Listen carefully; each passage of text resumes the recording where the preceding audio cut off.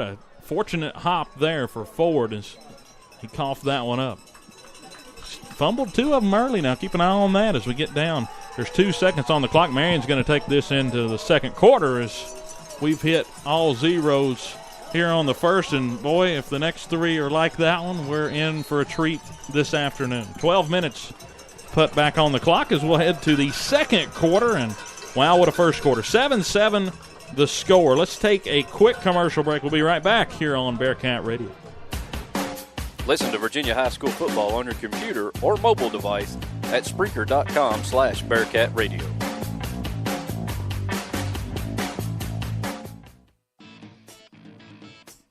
Bearcat Radio is brought to you by State Line Motors. Visit State Line Motors on Euclid Avenue in Bristol. Welcome back to Gene Malcolm Stadium, site of a round one playoff game for the first time since 2002. And it is number 5 Marion against number 4 Virginia High. We're now in the second quarter, 7-7 the score. And here is the stats from that first quarter. Both teams 0 for on third down. Virginia High 0 for 2, Marion 0 for 1. Cats 1 for 1 on fourth. Marion has not went for it on fourth. They did miss a field goal on fourth down earlier. Time of possession, Marion 8:04 and Virginia High 3:56. Total yards, Virginia High 54 yards and Marion 102 total yards. So it's a missed opportunity for Marion on that first drive. They got it inside the red zone, forced to try to kick a field goal. Colton Ratcliffe tipped it. Yeah, and you got to think. I'm they surprised bounced they back, didn't go for it. Yeah, they bounced back and scored another. They scored a touchdown to take the lead 7-0. But right there, the Cats just went on a drive, 65-yard scoring drive, in fact, as Lathrop ran it in from 10 yards out with 47 seconds to go. And now Marion with the ball 2nd and 5 at the 40, now working left to right as they made the change on the field. They stopped that one up as Wyatt tried to keep off to the right side on the read option. He lost a half a yard, and it'll bring up 3rd down and 6. And, we talk about the size of Dante Harris, but if you don't see this boy in person, it's going to sell you short. He has clogged up 2 offensive linemen, still tripped up Wyatt on that carry.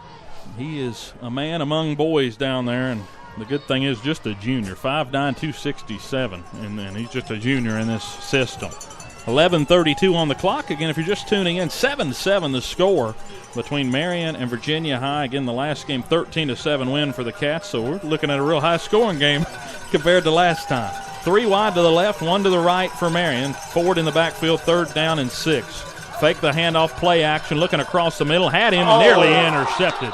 Bazell had it at the 40. There was a man running right down the field on a streak wide open, and he didn't see him. He tried to pitch it across the middle, and it's incomplete. I'll be honest with you, Dylan. I didn't even see him. I think that was Bazell's man, but he just left him open because he read the quarterback's eyes. He looked him down the whole entire time.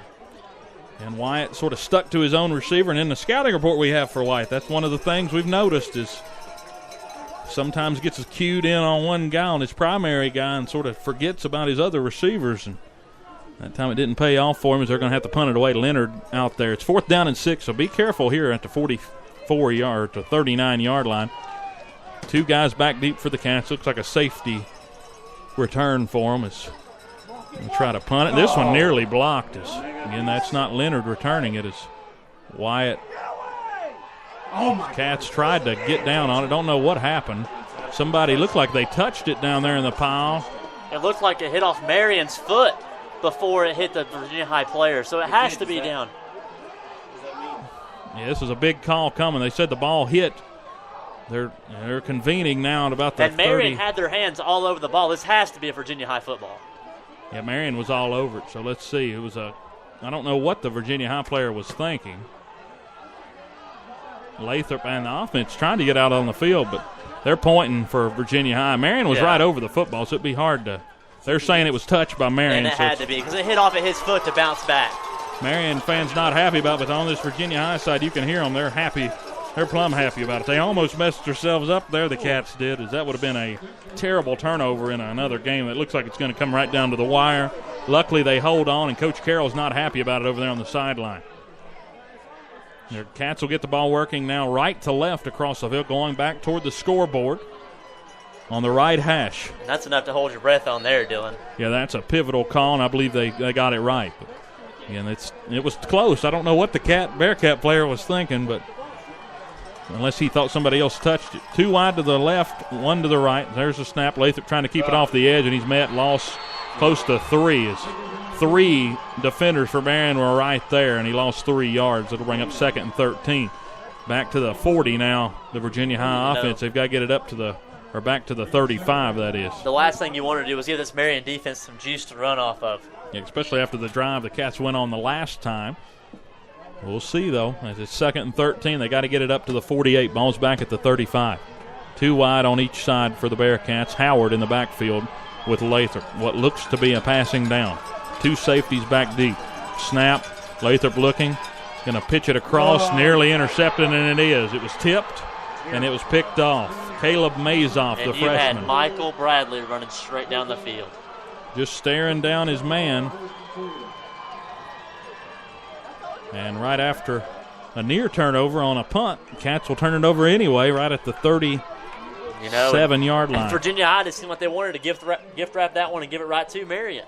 Yeah, Lathrop went for the check down. He just stared this check down right there, and there's not a lot to say about that. Just a bad decision there by the Virginia High signal caller. After finally coming up with a stop against this Marion offense. Yeah, and having good field position, but we'll see what the defense does here. Marion ball on the 37. They're already near the end zone. There's a snap. This is Ford off the right side. He gets a couple of blocks. Out of bounds near the sticks. Went out of bounds close to a 7-yard gain. They're marking him out right around the 30-yard line. Yeah, I think he stepped out just a foot shorter than what they thought. So it'll be 2nd down and 3 coming up as Sticks sitting at the 27 for the first. Right here, see what that defense is made of. Is score 7-7, 10 minutes, 13 seconds. The clock stopped after the player went out of bounds. That's something we haven't seen so far tonight. It's a penalty, Mark.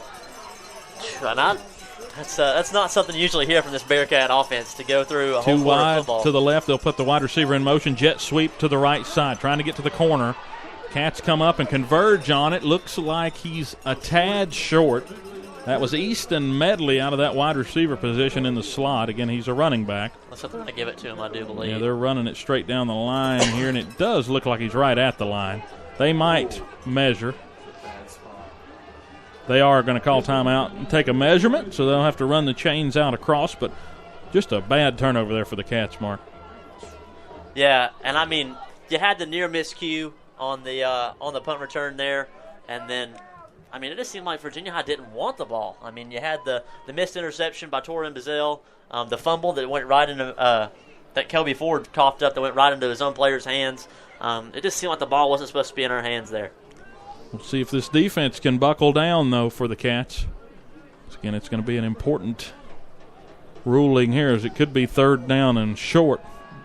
But again, from the initial signal, it looked like it was going to be a first for Marion, and they've stretched it, and the ball's well past the first. So 1st down, Marion has got it down now to the 27-yard line. 1st down, as they'll have to move the chains back over to that far side of the field over near the Marion sideline.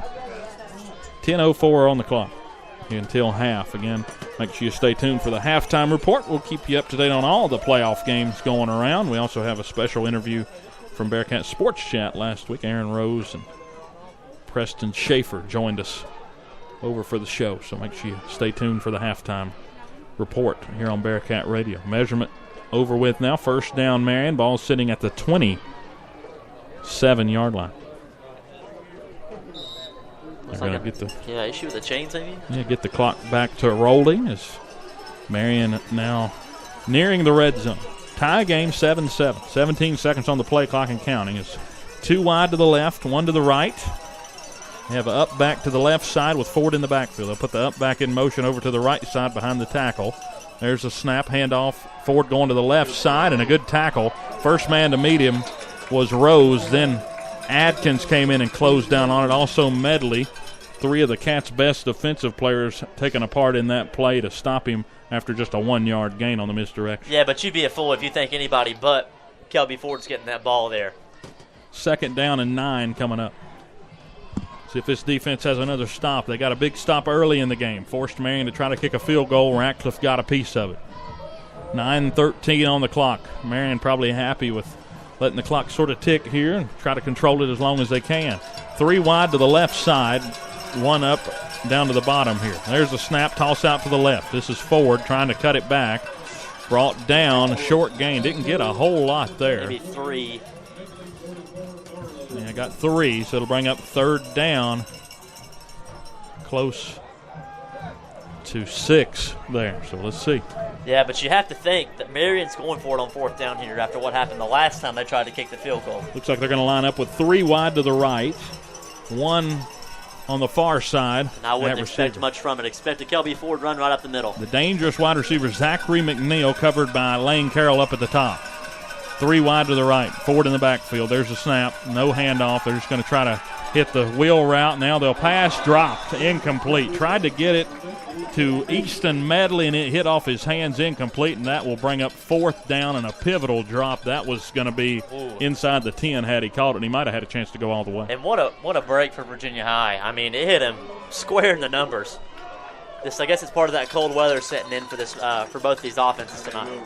So here we go again, 4th down, 4th and a long 5. They've got to get it inside the 20. And I look for Marion to get the ball in Kelby Ford's hands here. You wouldn't want anybody's hands but him.